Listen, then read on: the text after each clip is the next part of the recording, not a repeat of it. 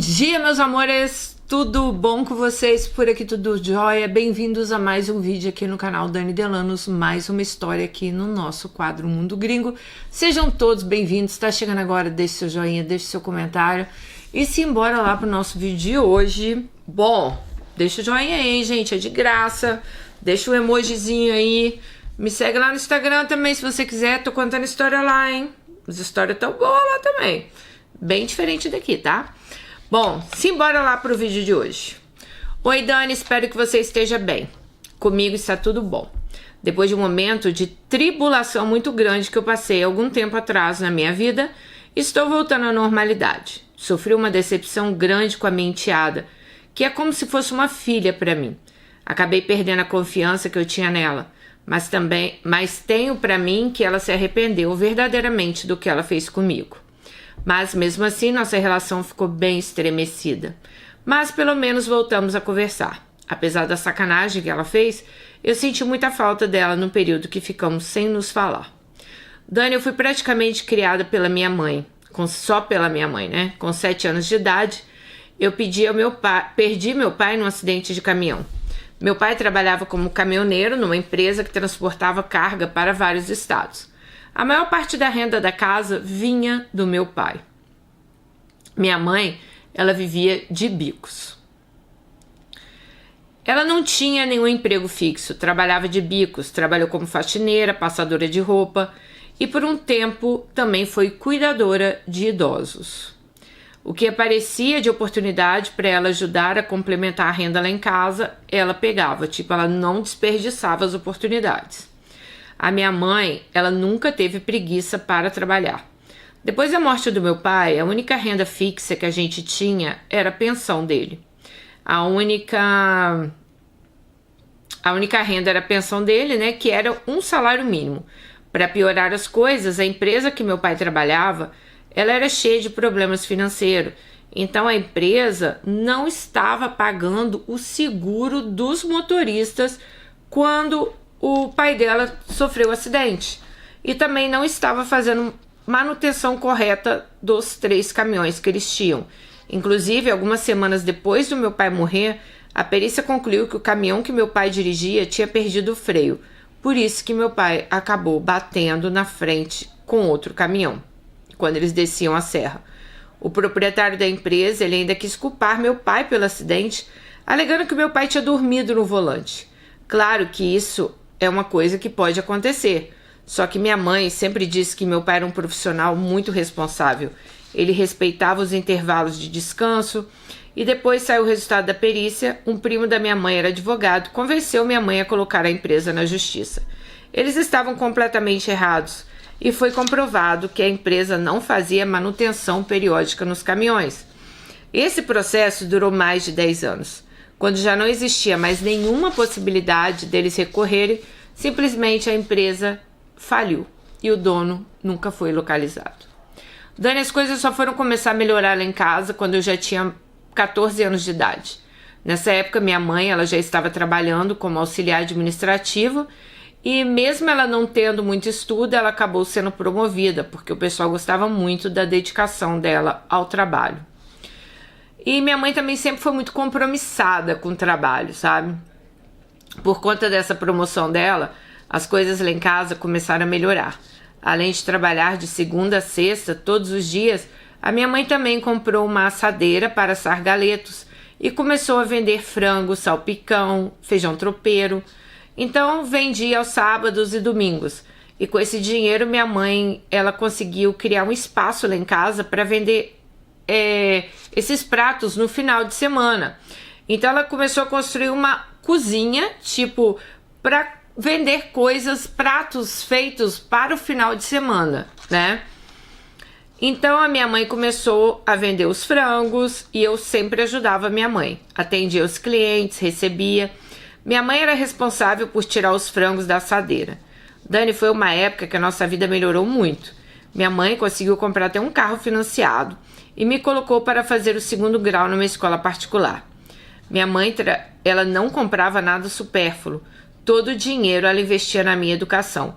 De 3 em 3 meses eu ia no shopping, comprava pelo menos 3 peças de roupa. Ela não admitia que eu me vestisse pior do que as minhas amigas. Ela deixava de comprar coisas para ela para comprar para mim. E eu fiz uma promessa: quando eu me formasse e arrumasse um emprego, a minha prioridade seria retribuir a minha mãe em tudo que ela fez para mim. Dani, quando eu comecei a estudar nessa escola, eu comecei a pensar melhor no meu futuro. Não pela escola ser particular, mas sim porque eu já estava mais madura e porque eu já estava fazendo planos para o meu futuro. Eu então decidi que eu queria ser fisioterapeuta. Mas naquela época eram poucas as universidades públicas que tinham esse curso. Então eu achava que meu sonho era meio distante. Já que a faculdade era cara, mas minha mãe ela jamais permitiu que eu não sonhasse. Então ela deixou claro para mim que se ela tivesse que arrumar mais um trabalho para pagar o curso e eu ter que realizar meu sonho, ela faria isso. Mas graças a Deus não precisou. Consegui um bom desconto na faculdade graças a uma bolsa que eu ganhei e minha mãe arcou com o resto da mensalidade. Quando entrei na faculdade, eu jurei para mim mesmo que eu iria me dedicar ao máximo para ser uma das melhores alunas da minha sala. E a cada prova e a cada trabalho que eu tinha para apresentar, eu lembrava do esforço da minha mãe e das coisas que ela abriu mão para mim, para poder me proporcionar de eu estar ali naquela faculdade. Quando eu comecei a fazer meu primeiro estágio, eu ganhava pouco, mas eu fazia questão de dar metade do meu salário para ela, mesmo ela dizendo que não precisava. Eu ia no banco que tinha próximo à clínica e depositava metade do meu salário na conta da minha mãe.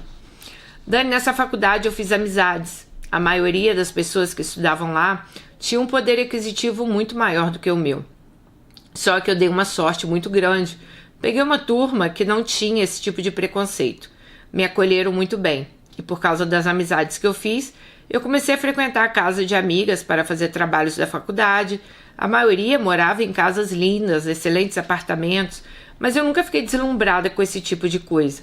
Assim que eu entrei na faculdade, minha mãe tinha uma preocupação muito grande que eu não me sentisse à vontade perto dessas pessoas, né? Porque era uma faculdade cara, mas ela conseguiu a bolsa, né?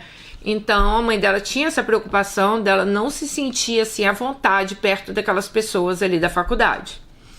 Bom, logo depois que eu me formei, comecei a trabalhar numa clínica. Só que como eu era recém-formada, eu ganhava um salário abaixo do pessoal que já era formado há mais tempo.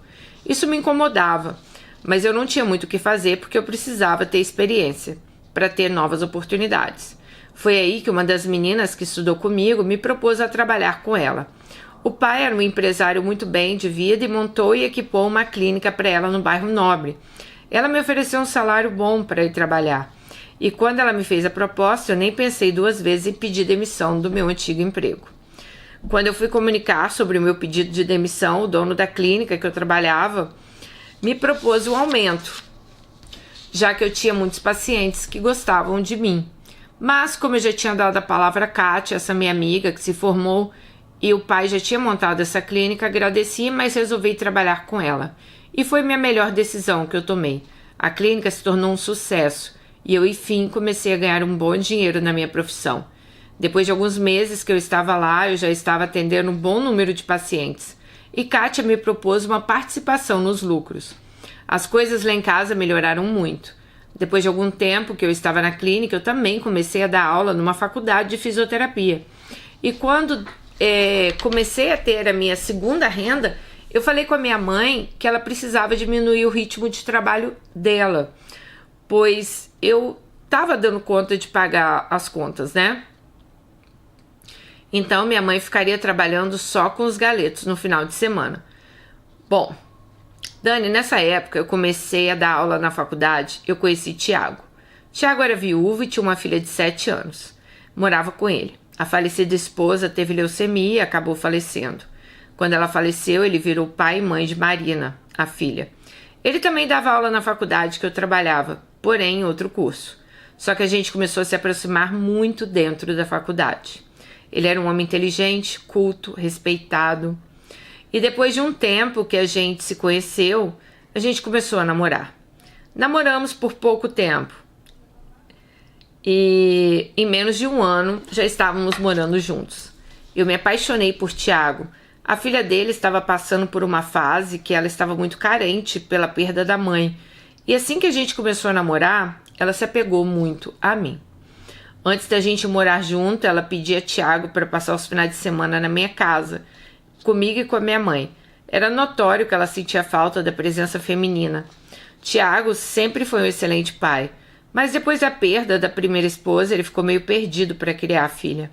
Ele sempre foi um cara muito trabalhador, sempre tomava conta da Marina. Quem tomava conta da Marina era a esposa, né? Mas, assim, ele trabalhava, então viver ali também, pega o filho na escola, leva pra escola, tal. A Marina sentia a falta disso que a mãe fazia, né? Ela falou, eu nunca tive essa pretensão de substituir a mãe dela. Eu nem queria essa responsabilidade pra mim. Assim que conheci Tiago, né, eu falei pra ele, olha, eu amo sua filha, mas eu nunca vou tirar o lugar da mãe dela. Mas, gente, isso começou a acontecer naturalmente. Marina queria que eu ajeitasse o cabelo dela, eu escolhia as roupas que ela ia vestir, eu fazia questão de levá-la em todas as atividades culturais, cinema, teatro, circo, parque de diversão. E a nossa aproximação foi muito forte. Tiago me fez uma proposta, então, da gente morar junto. Nessa época, minha mãe também estava morando com o senhor que ela tinha conhecido na igreja. A minha saída de casa foi uma forma também de deixar minha mãe mais livre para viver a vida dela, já que ela passou boa parte da vida abrindo mão das coisas por minha causa. Depois que eu fui morar com o Tiago, eu de fato me tornei segunda mãe de Marina. Eu que arrumava ela todos os dias para a escola, eu também fazia questão de levar ela todos os dias cedinho para a escola, eu participava de todas as atividades na escola com ela, ajudava ela a fazer os deveres. Quando ela foi se tornando adolescente, fui eu que conversei com ela sobre menstruação, sobre o primeiro namoradinho, né? Levei ela ao ginecologista pela primeira vez e também sempre era eu que acompanhava ela nas diversas internações que ela teve por causa de crise de asma que ela tinha desde a infância. Eu não fazia essas coisas para agradar Tiago não, tá? Mas sim porque desde que eu conheci Tiago, eu criei um vínculo com Marina e ela se tornou uma filha para mim. Mesmo ela sendo uma adolescente um pouco rebelde com o pai dela, ela sempre me respeitou. Muitas vezes a gente tinha que chamar a atenção dela por algum motivo.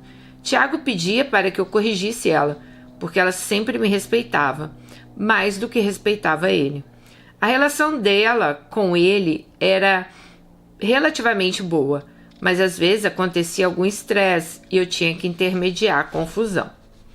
Dani, quando Marina estava com 19 anos, mais uma tragédia aconteceu na vida dela e na minha. No caso, ela já tinha perdido a mãe quando ela era novinha, e eu também tinha perdido meu pai quando eu era novinha. Mas dessa vez eu perdi meu marido, e ela perdeu o pai. Tiago, ele sempre foi um cara que cuidava da saúde. Caminhava 3 vezes por semana, jogava tênis, não fumava, bebia socialmente. Um domingo eu estava em casa preparando o almoço, Marina tinha dormido na casa de uma amiga, Tiago estava na sala assistindo Esporte Espetacular, um programa que ele gostava muito. E nesse dia eu estava preparando uma lasanha. Quando eu terminei de fazer o molho, eu levei uma colher para Tiago experimentar. Sempre tive esse costume, para ele experimentar, ver se o tempero estava bom. Quando eu chamei ele, ele não respondeu. Achei aquilo bem estranho. Comecei a gritar alto, como ele não respondia, fiquei desesperada. Abri a porta e comecei a gritar por socorro. Alguns vizinhos ouviram e foram lá em casa me acolher. Foi aí que um dos vizinhos percebeu que ele estava sem pulsação. Enquanto o vizinho fazia massagem cardíaca, o outro ligava para o SAMU. Mas já era tarde. Tiago estava morto. Nesse dia eu tinha combinado com Marina de buscar ela na casa da amiga para ela almoçar comigo com o Tiago. E no meio dessa tragédia, Marina começou a ligar para o meu celular para que eu fosse buscá-la. Mas eu não tinha nem coragem de atender, eu não sabia o que eu ia falar para ela. Eu então liguei para a mãe de um grande amigo de Tiago, que trabalhava junto com a gente na faculdade, e contei o que tinha acontecido e pedi ajuda. A esposa desse amigo de Tiago é psicóloga, e eu pedi para eles buscarem Marina na casa da amiga, com a desculpa de que eles iriam almoçar lá em casa também. Então, no caminho, eles não falaram nada com ela, mas quando ela chegou no condomínio, eu desci para conversar com ela junto com a psicóloga, esposa do amigo do Tiago. Ela viu que o meu rosto estava inchado de chorar e ela já me perguntou o que tinha acontecido. Eu não conseguia parar de chorar, sequer para falar com ela. A psicóloga então deu a notícia para ela que o pai dela tinha sofrido um infarto fulminante enquanto assistia a TV e tinha falecido.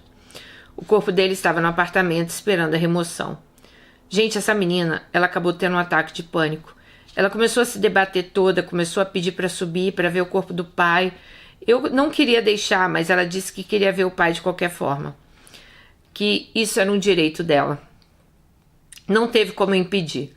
Chegamos no apartamento, o corpo estava no sofá e ela começou a abraçar ele, gritar com ele para que ele não deixasse ela sozinha. Gente, foi uma cena tão triste, tão triste. Eu tentando amparar ela. Ela dizia que não sabia como seria a vida dela sem pai e mãe. Eu disse que eu jamais a abandonaria. Dando um dia depois, enterramos Tiago, eu e Marina sentamos para conversar. Falei com ela que eu deixaria ela optar se ela queria fazer... O que ela ia fazer da vida dela? Morar com algum parente? Ou se ela ia querer morar sozinha? Ou se ela queria continuar morando comigo? Eu não sei quantos anos Marina estava aí já. Acho que era 18. Ela fala que... Acho que já era 18 anos, né? Morar sozinha. Ela me respondeu na mesma hora que ela queria continuar morando comigo. Eu respondi que seria uma honra para mim continuar cuidando dela e deixei claro para ela, mais uma vez, o tamanho do meu amor por ela. Continuamos juntas, fizemos em comum acordo a divisão dos bens que Tiago tinha deixado pra gente. Durante muitos anos, nossa convivência foi bem harmônica. Marina estava cada vez mais rebelde, mas mesmo assim, durante esse tempo todo, a gente jamais cogitou em se separar. Quando eu me sentia na obrigação de chamar a atenção dela, eu chamava e ela respeitava. Ela jamais jogou na minha cara que eu não era mãe dela. Nosso relacionamento começou a ficar um pouco conturbado quando eu conheci Alex. Alex era 11 anos mais novo que eu e no início do meu relacionamento, até eu mesmo tinha um certo preconceito com o nosso namoro por causa da diferença de idade. Mas eu comecei a sofrer preconceito, vindo da minha mãe, que achava que Alex estava querendo se aproveitar de mim, de alguma forma. Logo depois, Marina também começou a implicar com ele. E além dela questionar nossa diferença de idade, ela começou a jogar na minha cara que a morte do pai estava muito recente. Porém, gente, já tinha se passado mais de 3 anos. Tiago tinha falecido e eu não podia viver num luto eterno. Além disso, Alex me tratava bem, com carinho e muito respeito. Só que quando eu comecei a levar Alex para frequentar minha casa, Marina começou a mudar o comportamento comigo. Ela começou a me destratar, me dava respostas ignorantes, e isso começou a trazer vários atritos entre nós. Depois de algumas discussões, ela começou a mudar o comportamento dela com ele. Ela começou a ser educada e cordial com Alex. E sempre ficava me perguntando que dia que ele iria lá em casa. Mas isso no início não me causou nenhum tipo de ciúmes. Eu só achava que ela estava querendo se redimir e ser educada. Para mim, aquilo estava sendo até um alívio, já que ela estava se relacionando melhor com ele. Só que com o tempo, essa proximidade dela com ele começou a me incomodar. Às vezes eu chegava em casa do trabalho e Alex já estava lá em casa me esperando. Quando eu chegava, eles estavam conversando na maior intimidade. Muitas vezes, do corredor do meu prédio, eu já ouvia as gargalhadas exageradas de Marina. Quando eu chegava, às vezes, os dois ficavam em silêncio, pareciam surpresos. Muitas vezes eu achava que isso era coisa da minha cabeça. Me culpava por esse sentimento de ciúmes que estava me contaminando. Só que cada vez que Alex chegava lá em casa, antes de mim, a sensação de ciúme só aumentava. Algumas vezes eu não conseguia nem disfarçar, principalmente quando eu via os dois cruzando os olhares. Só que quanto mais me incomodava com a presença dos dois sozinhos lá em casa, mais isso acontecia. E eu não tinha coragem de falar para Marina ou para Alex que aquilo me incomodava. Que eu não queria que eles ficassem sozinhos em casa. Já que, sei lá, parecia ridículo da minha parte. Falar com Marina que era como se fosse uma filha para mim, que eu estava com ciúmes dela com meu namorado. Tanto ela quanto ele poderiam interpretar isso mal. Iam achar que eu estava uma coroa paranoica. Em determinado momento, a Marina poderia usar isso contra mim. Dani, um dia eu estava na mesa de jantar e Marina esqueceu o telefone dela perto de mim. Ela tinha ido pegar uma pizza lá embaixo. Geralmente, ela não deslargava do telefone. E no visor do telefone, né, sempre ela deixava para baixo. E eu sempre estranhei essa atitude dela. Só que nesse dia ela desceu para pegar a pizza e além dela não levar o telefone, ela deixou o visor para cima. Quando chegou uma notificação, eu dei uma olhada. Era de Alex. E a mensagem era uma mensagem de boa noite, chamando ela de gatinha gostosa. Na sequência, já chegou uma outra mensagem que dizia que ele já estava com saudade. Dani, quando eu vi a notificação, eu fiquei perplexa. Assim que ela subiu com a pizza, ela se sentou, pegou o telefone e assim que ela abriu o WhatsApp, ela ficou paralisada. Me pediu licença, disse que tinha que responder uma amiga. Depois de alguns minutos, ela voltou com uma cara de assustada. Eu perguntei se estava tudo bem, ela disse que sim, mas sem olhar na minha cara. Eu comi um pedaço de pizza e assim ela acabou de comer. Eu virei para ela e perguntei se ela estava fazendo hora com a minha cara. Ela se fez desentendida e me perguntou sobre o que eu estava falando. E eu disse a ela que eu estava falando sobre a relação dela com Alex. Mesmo assim, ela continuou se fazendo de besta. Eu então abri o jogo, disse que eu tinha visto a mensagem. E a primeira reação dela foi gritar comigo que eu não tinha o direito de bisbilhotar o celular dela. Eu disse a ela que eu não estava bisbilhotando nada, que ela tinha deixado o telefone na mesa e tinha chegado uma mensagem e eu tinha visto. E que aquele era o meu namorado. E eu queria saber o motivo de tanta intimidade dela com ele. E ela, na maior cara de pau, me disse que eles estavam se curtindo e estava rolando um clima. Quando ela disse isso, eu falei que aquilo não poderia ser possível, que não era possível dela ter feito uma coisa dessas comigo. Ela disse que eles não tinham planejado nada, que tinha acontecido naturalmente. Jogou na minha cara que ela tinha avisado que meu relacionamento com um cara bem mais novo não ia dar certo, mas que ela não queria atrapalhar. Por causa disso, eles não tiveram nada ainda. Quando ela me disse isso, eu falei que ela poderia ficar com ele para ela, que eu não ia disputar homem com ela. E mais uma vez ela repetiu que mesmo ela gostando dele, ela estava evitando porque ela não queria trair minha confiança. Nesse dia discutimos por mais um tempo e ela foi pro quarto e se trancou lá. Eu também fui pro meu quarto, liguei para Alex, disse que a gente precisava conversar e marcamos um café no outro dia, numa padaria próxima. Quando conversamos, eu expressei para ele minha indignação e minha decepção com ele. Disse a ele que eu jamais imaginava que ele ia dar em cima da minha enteada. Ele então virou para mim e disse que a história não era bem assim. Quem ficava assediando ele era ela, e que alguns meses atrás ele começou a receber mensagens dela e que eles começaram de fato a conversar nas madrugadas, mas que no início ele ainda tentou se esquivar, mas com o tempo as coisas foram ficando intensas e ela começou a mandar nudes para ele e também se masturbar na frente da câmera e mandar para ele. Quando ele me disse isso, falei que eu não acreditava que ela seria capaz, que eu conhecia a índole dela desde pequena. Bom, ele falou que podia provar, pois tinha vários vídeos dela. Dani, eu fiquei tão impactada com tudo que eu ouvi e vi aquele dia que eu não tive nem condições de trabalhar. Voltei para casa um pouco depois e quando ela chegou em casa da academia, veio me cumprimentar perguntando o que tinha acontecido comigo, que eu não tinha ido trabalhar naquele dia. Perguntou se eu estava passando bem. Nessa hora eu não aguentei e disse a ela que eu estava passando mal por conta do cinismo e da falsidade dela, que eu jamais imaginei que ela era tão vulgar. Completei dizendo que eu tinha visto os vídeos dos nudes que ela tinha mandado para Alex. Eu disse isso, ela disse que isso era coisa da cabeça de Alex. Deixei claro para ela que eu tinha visto os vídeos com meus próprios olhos, né? Ela começou a chorar, disse que estava arrependida, que ela tinha feito isso para separar a gente porque ela achava que ele não era homem para mim. Eu então disse a ela que quem tinha que decidir isso era eu, não ela. Depois dessa discussão, ficamos 3 dias sem falar. No terceiro dia, ela me procurou e disse que não tinha mais como a gente viver juntas. Ela estava indo para a casa da irmã da mãe dela. até o apartamento que o pai dela tinha deixado para ela desocupasse, pois o apartamento estava alugado. Eu falei com ela que era para ela fazer o que ela achasse melhor, mas que realmente a nossa relação de confiança tinha se acabado. Depois que Marina saiu lá de casa, Alex ainda tentou continuar comigo, mas eu disse que não. Não tinha nem como, né? Nem clima mais para ela continuar namorando esse cara. Babaca ele também, né?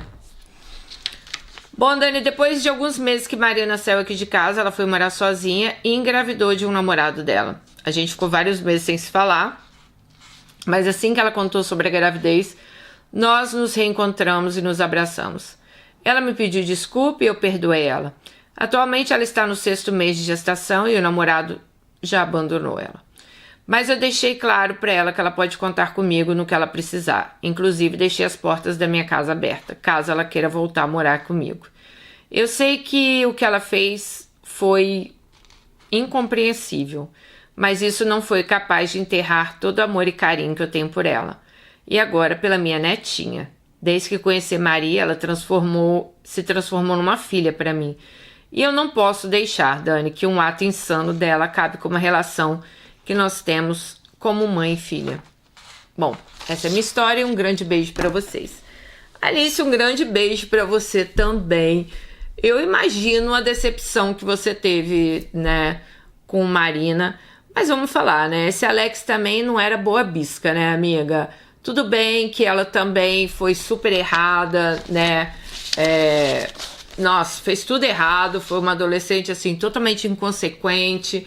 Mas vamos também que ele também se livrou, né, querida? Porque puta merda, cara.